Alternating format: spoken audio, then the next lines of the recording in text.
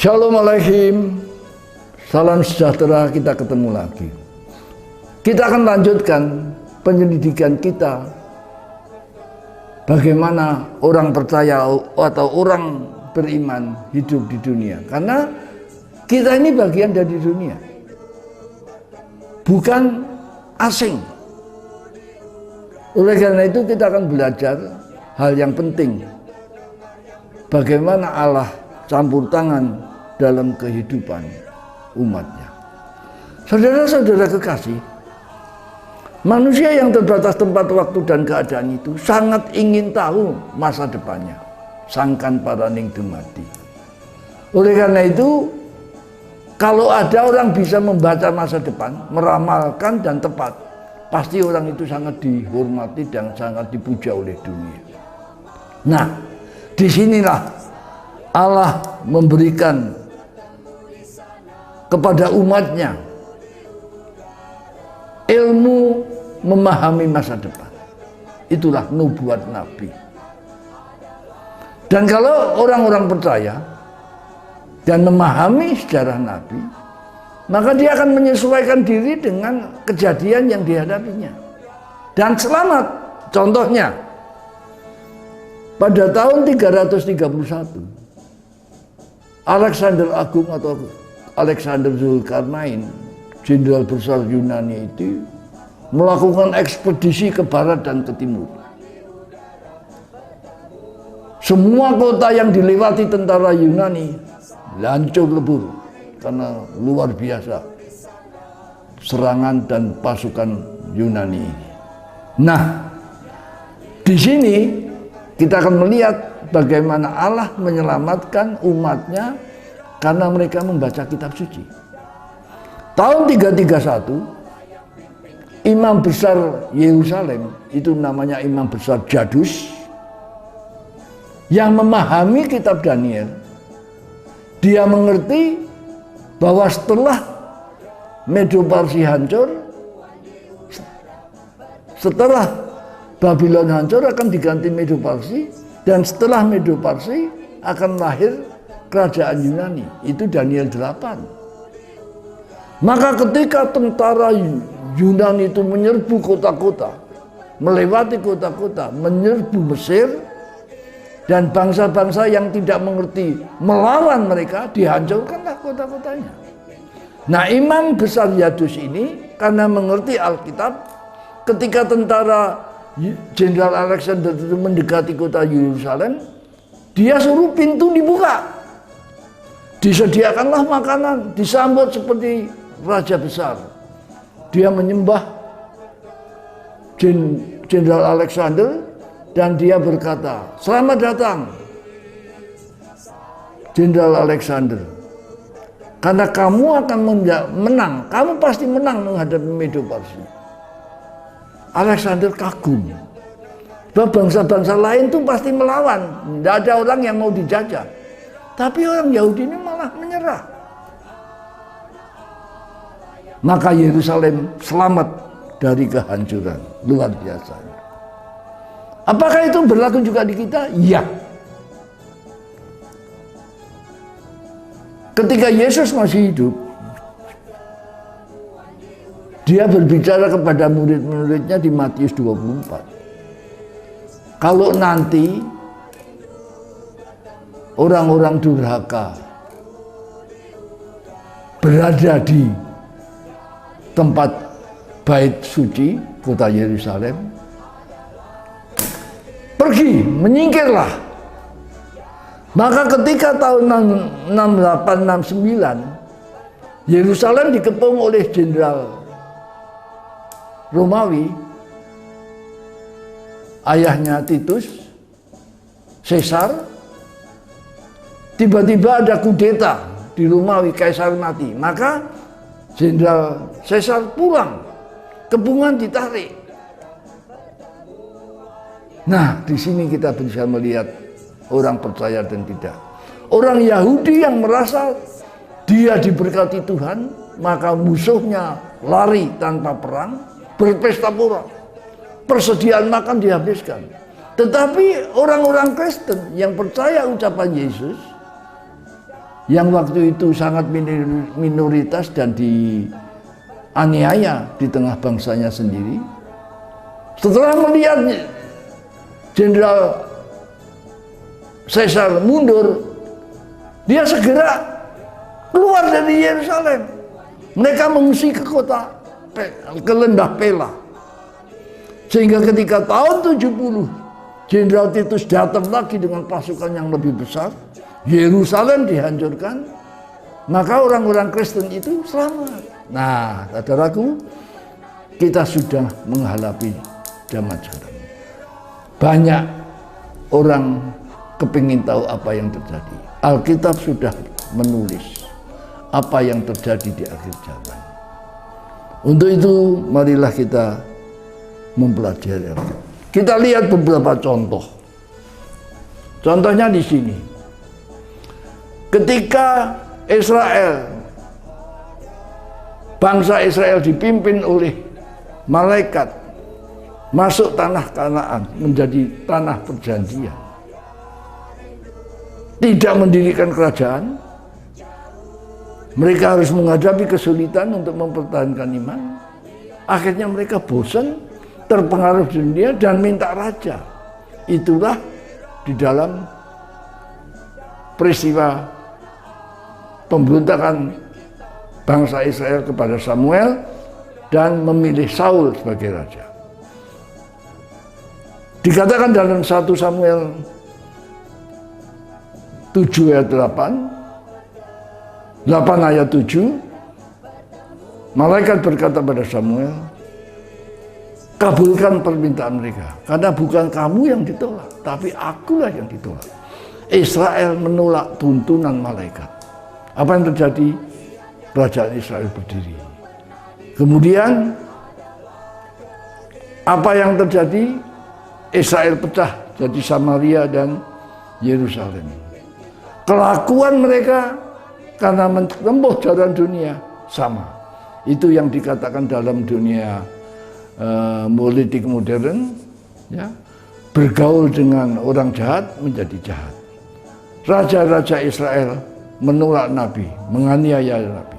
Akhirnya masa persemaian sudah berakhir. Israel dihancurkan. Nah, sebelum dihancurkan, Nabi Yesaya sudah menulis. Dalam Yesaya 5 ayat 25 sampai 30 dikatakan, karena kedegilan Israel, maka mereka dihajar. Dipecahkan mereka, terserak ke seluruh dunia. Itulah antara tahun 700 dan 600 sebelum Masehi. Bangsa kerajaan Israel hancur, diserahkan pada Asyur. Kerajaan Yehuda hancur, dihancurkan oleh Nebukadnezar. Nah, inilah masa kegelapan, sudah dinubuatkan. Demikian juga seperti Daniel, itu sudah dinubuatkan. Ketika mereka sudah sengsara, maka Allah melalui Daniel menghibur umatnya dengan mengatakan, ini akan jadi kerajaan ini, Babel, setelah Babel akan lahir Medo-Parsi, setelah Medo-Parsi akan lahir Yunani sebentar, dan kemudian nanti kerajaan 4 adalah kerajaan Romawi sampai akhir zaman. Dengan demikian, maka kita bisa tahu bahwa nubuat diberikan oleh Allah lewat malaikatnya untuk melindungi umat Tuhan. Mereka dibentuk, mereka dipilih menjadi bangsa pilihan, bukan untuk menang-menangan di dunia. Kalau kita lihat sekarang ini, Israel perang dengan Hamas, itu bukan kehendak Tuhan. Israel itu harusnya tidak perang, karena dia tidak memperebutkan kekuasaan politik. Dia adalah membangun kerajaan imamat rohani.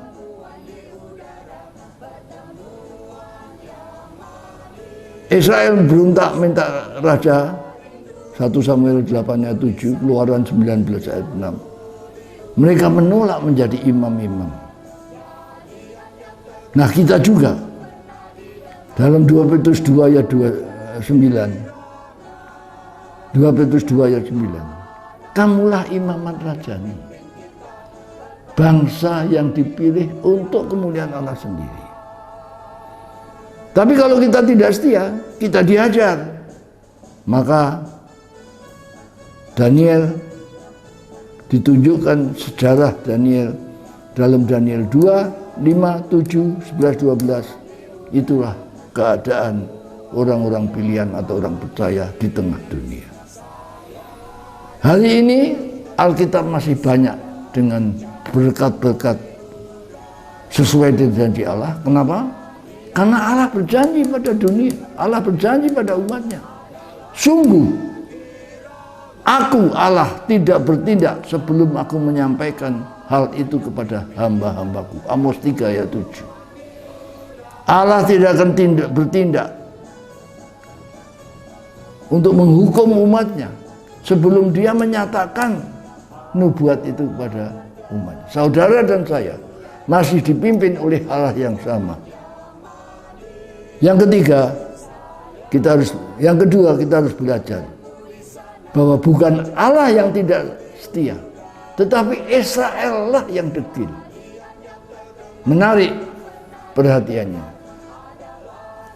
Setelah Israel jatuh, hancur, anak Allah, malaikat Tuhan menyertai Israel, masih diberi kesempatan untuk dipulihkan. Maka waktu 70 kali 7 dalam Daniel 9 ayat 24 sampai 27 dikatakan, disediakan waktu bagimu 70 kali 7 untuk bertobat, untuk menjadi imam-imam. Tetapi sekali lagi Israel memberontak.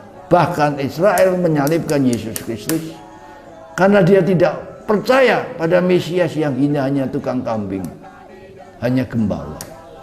Israel sampai hari ini sebagai satu bangsa yang sudah diberkati masih menginginkan kemuliaan kerajaan Daud. Dia masih menantikan Mesias yang memulihkan kerajaan Daud. Ini keyakinan mereka, kita tidak bisa salahkan. Maka di dalam bangsa Israel sampai hari ini mereka masih mimpi membangun bait Allah ketiga. Hari-hari ini kita mendengar banyak berita bahwa sapi merah sudah ditemukan, ini sudah ditemukan. Mereka ingin membangun bait Allah ketiga.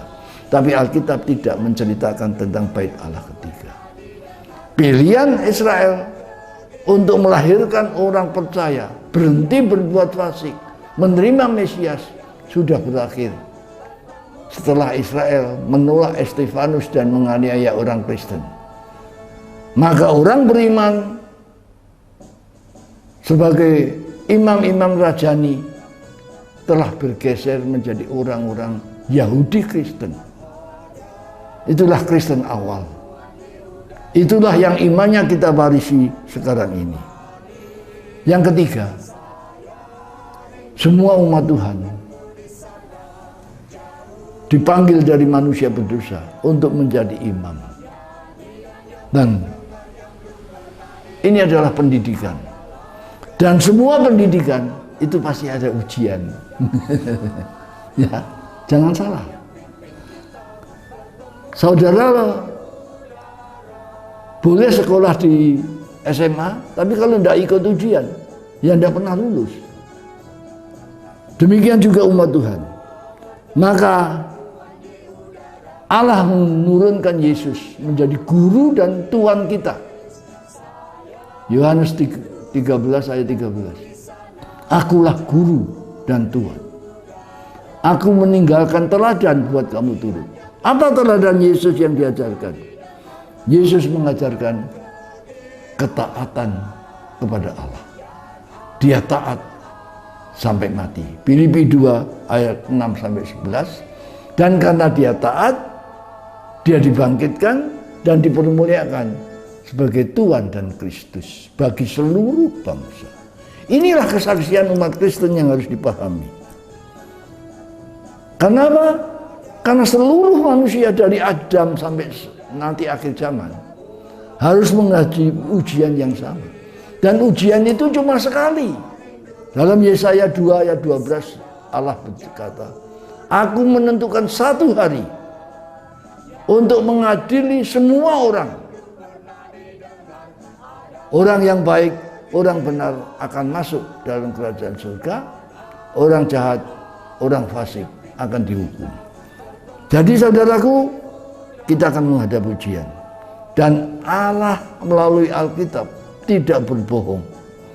Maka kepada Israel juga dikasih tahu, hei dengarlah, ada masa yang sukar di akhir zaman.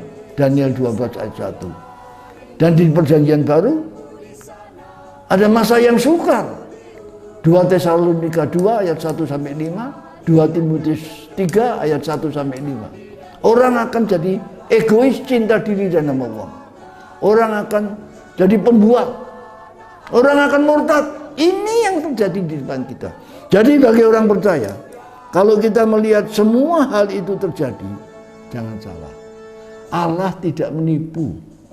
Allah memperingatkan bahwa di akhir zaman, iblis yang ingin manusia binasa akan mengerahkan semua kuatannya, roh najis, untuk menipu dan menyesatkan orang. Kalau boleh jangan ada yang selamat. Nah, yang terakhir saudaraku, Allah yang maha pengasih dan penyayang itu memberi kita kebebasan penuh untuk memilih. Allah sangat demokratis. Kita menghujat Allah, diampuni. Menghujat Yesus, diampuni. Tetapi menghujat roh Allah, tidak ada ampun. Roh Allah adalah kehendak Allah, hukum Allah. Jadi kalau kita melanggar terus-menerus dan tidak mau bertobat, ujiannya adalah di situ. Ujian orang percaya hanya satu, ketaatan dan kejujuran. Biarlah pelajaran hari ini menyadarkan kita bahwa Allah sangat baik. Allah memberitahu apa yang akan terjadi di depan kita. Apakah kita percaya atau tidak, itu adalah pilihan kita. Kiranya kita memilih yang terbaik untuk keselamatan kita. Tuhan memberkati. Shalom alaikum. Assalamualaikum warahmatullahi wabarakatuh.